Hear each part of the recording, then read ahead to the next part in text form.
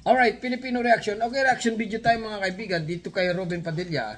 Na talagang namang naniniwala siya na wala daw kasalanan si Pastor kahit na ginahasa niya yung si Amanda. Okay, ito na mga kaibigan ha.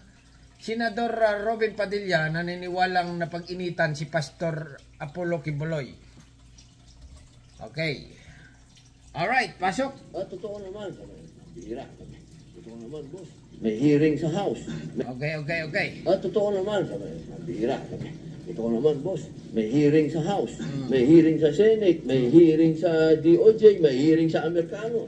Pagka hindi ka pa naman pinag-iinitan nun, ewan na. Iyan ang paniniwala ni Senator Robin Hood Padilla na napapag-initan ngayon si Pastor Apollo Kibuloy. Ipinagdiinan din ito na hindi siya umaaktong abogado ni Kibuloy bilang sagot sa mga kaliwat-kanang batikos sa inaakalang pagtatanggol niya sa nagtatag ng Kingdom of Jesus Christ. Ako hindi abogado ni Pastor Kibuloy. Eh ano ka, senador ka ni Pastor, okay? Parang ang dating kasi, continue pa natin ha. Bago ako magsalita, continue pa. Ako'y sumusunod lamang sa procedure ng Senate. So kung ano yung pwede kong gawin sa loob, sa loob ng procedure ng Senate, yun lang ang pwede kong gawin. Ang dating kasi dito, senador, ay parang ikaw ang nagiging senador ni Pastor Apollo Kibuloy. Ang dating pa, ay parang nagtatanaw ka ng isang utang na loob dahil nga binuto ka niya nung eleksyon. Okay? Okay, continue. Yan lang ang tingin namin sa iyo. Okay, continue lang. Pero para ako ay tumayong abogado ni Pastor, hindi. Ang pagdinig sa Senado ay dahil sa mga reklamo ng pang-aabuso laban kay Kibuloy ng kanyang mga dating missionary workers. Samantalang sinasabing paglabag naman sa prangkisa ng TV network na SMNI ang iniimbestigahan ng House Committee on talaga naman Legislative Franchises. Ganon. Sa isang korte sa California sa Amerika, may kinaharap ng mga kaso ng sex trafficking, fraud, coercion at cash smuggling si Kibuloy. Naku, ang dami. Patong-patong na itong kaso ni Kibuloy nito.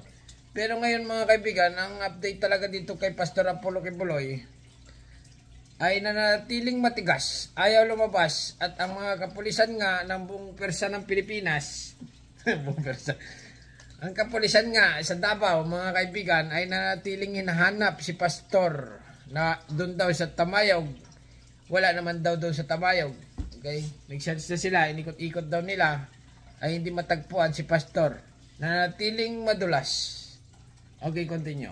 Pero naniniwala raw si Padilla na tunay na may banta sa buhay ni Kibuloy kahit hindi ito umaharap sa mga pagdinig. Ganon na ibang klase si Pastor. Continue lang. Binanggit na rin ni Padilla ang posisyon ng ilang senador na kapwa-miyembro ng Committee on Women and Children na payagan si Kibuloy na online appearance na lamang sa pagdinig. Ay ganon na hindi pwede yan. Okay? Ibig sabihin na itong si Robin ay inaano niya na si Pastor ay online. Nasa screen lang sila. Nasa screen lang si Pastor pag ganyan. Eh paano mahuhuli lalo niyan kung nasa screen lang? Okay? OMG. Okay lang sana kung nasa Amerika mga kaibigan. Kahit sa screen ka, malalaman yung location mo.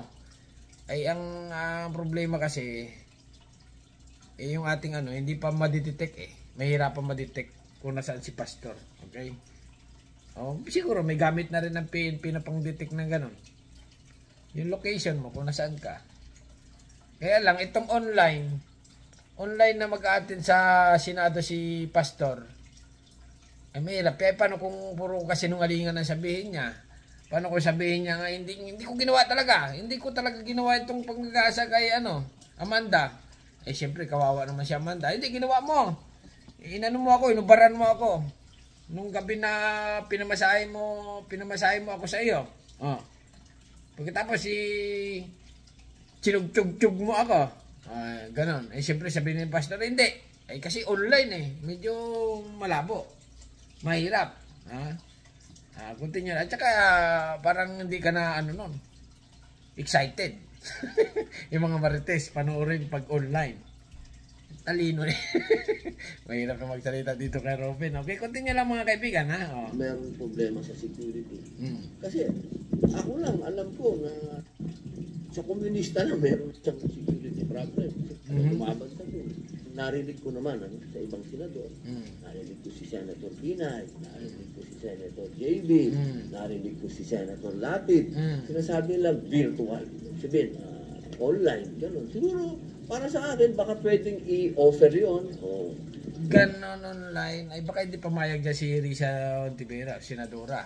Okay? Kasi nga, online, parang takot ka na rin nun. Takot ka na lumabas. Ha? Pangit yun. Pangit yun na parang nasa hearing kayo sa Senado bagong kausap mo online. Ay mag-online na tayo lahat. Pag ganyan ang mga pangyayari. Paano mo makakasuhan yun? Paano mo masasabing guilty online? Eh siyempre, pagka ito turn off lang ng camera, tatago na yon, guilty. Okay, continue pa. Sila dalawa na mag-usap. Kasi hindi ko naman nakakausap si Pastor. Kunwari mo lang kausap mo Alam ko alam mo Kayo ba mga kaibigan ay naniniwala dito kay Robin na hindi niya alam si Pastor kung nasaan or hindi niya nakakausap? Bahala na kayo mga kaibigan ha. Continue lang tayo, reaction video lang tayo dito kay sa ating number 1 senador na talaga namang binuto ng masa nangunguna. At tatakbo pa daw ito mga kaibigan ha. Tatakbo pa daw siya ng napupusuan lang pala. Napupusuan at tatakbo ng Vice President.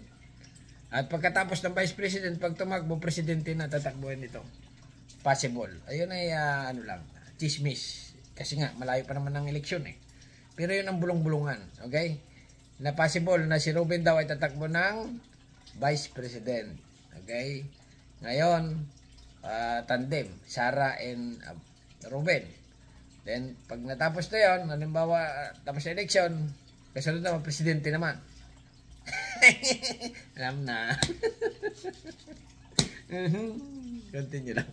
Hindi ako abogado ni Pastor. Hindi. Diin na lamang ni Padilla ibigay kay Kibuloy ang lahat base sa paggarantiya ng saligang batas sa mga karapatan ng bawat Pilipino. Ayun na nga, binibigay na nga natulan na nga siya ng warrant of arrest. Ayun na, binibigay ng warrant of arrest.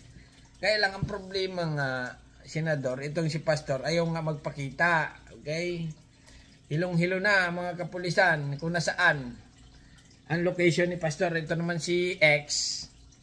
Nagbigay ng clue doon sa Tamayong. Ay alawak pala ng Tamayong. Ang daming bahay. Paano yan? Isi-search mo bahay-bahay yung mga warrant of arrest. Napakarami nun mga kaibigan. OMG. Ay kung nakalabas na ng ibang bansa, yun ang problema. Sa ulo, kung nasa nanapin ito.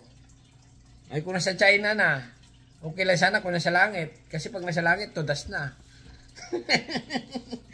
Ay, hindi pala matodas kasi ano siya son of God, okay?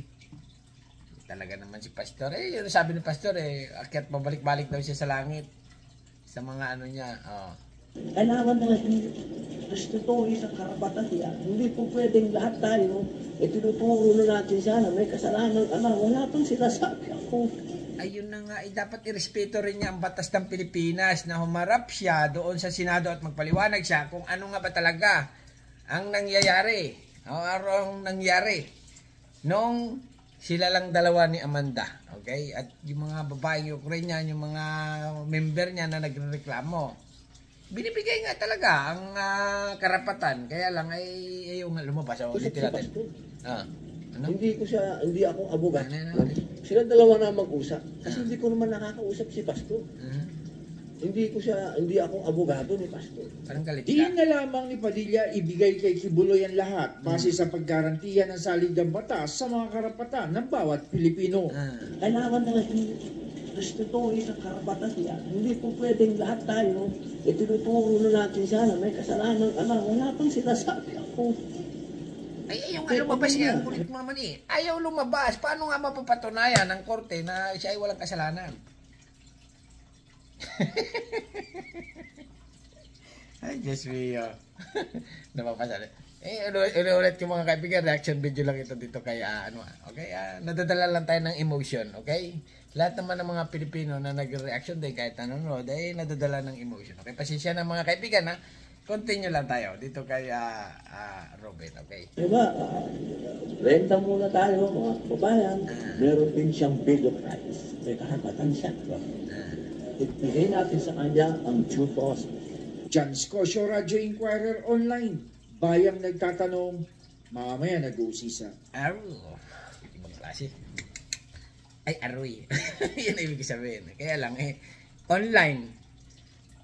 Kayo ba mga kaibigan naniniwala o papayag ba kayo na online na hiringin si pastor?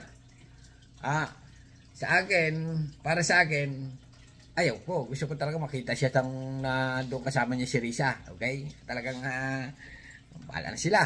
Okay na doon. Nagdidebate para kaharap niya si Amanda at saka yung Ukrainian at saka yung mga iba-iba pa na nareklamo sa kanya. Harapin niya kung siya ay talagang tunay na anak ng Diyos or tunay talaga siyang mamamayang Pilipino na sumusunod sa batas ng Pilipinas. Okay?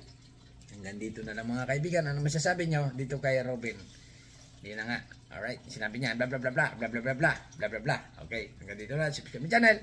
Don't forget comment. Bye bye.